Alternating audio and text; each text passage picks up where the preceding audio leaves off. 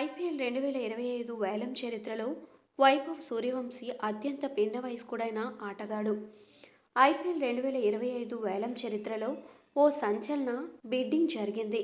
కేవలం 13 ఏళ్ల బాలుడు వైభవ్ సూర్యవంశీను రాజస్థాన్ రాయల్స్ ఏకంగా 1.1 కోట్లకు దక్కించుకుంది. అతను ఎవరు?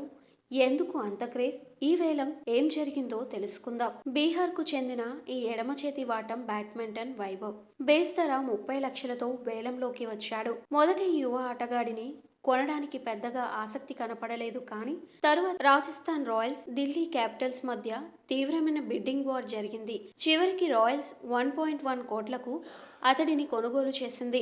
ఇక ఐపీఎల్ చరిత్రలో అతిపిన్న వయస్కుడైన కోటీశ్వరుడుగా మారాడు. వైభవ్ సూర్యవంశీ కెరియర్ అద్భుతాలను ఇప్పుడు మనం తెలుసుకుందాం. 2024లో 13 ఏళ్ల వయసులోనే బీహార్ తరపున ఫస్ట్ క్లాస్ క్రికెట్లో ఆరంగేట్ చేశాడు. భారత U19 జట్టులో 2 యూత్ టెస్టులు ఆడాడు. ఆస్ట్రేలియా U19పై సెంచరీ కొట్టి అందరి దృష్టిని ఆకర్షించాడు. 170 ఏళ్ల క్రికెట్ చరిత్రలోనే అతి పిన్న వయసులోనే సెంచరీ చేసిన ఆటగాడిగా రికార్డ్ నెలకొల్పాడు. యువ స్థాయిలో ఒక భారతీయుడిచే అత్యంత వేగవంతమైన సెంచరీ రికార్డును కూడా తన పేరిట లెక్కించుకున్నాడు.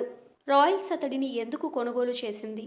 రాజస్థాన్ రాయల్స్ చిన్న వయస్కుల టాలెంట్లను గుర్తించి వారిపై పెట్టుబడి పెట్టడంలో ప్రత్యేకత కలిగిన జట్టు. గతంలో సంజు శాంసన్, రియాన్ పరాగ్ వంటి యువ ఆటగాళ్లను కూడా లీగ్కి తీసుకొచ్చింది. ఇప్పుడు అదే ప్రామాణికాన్ని కొనసాగిస్తూ అద్భుత భవిష్యత్తును వైభవ్ సూర్యవంశీకి దక్కించింది.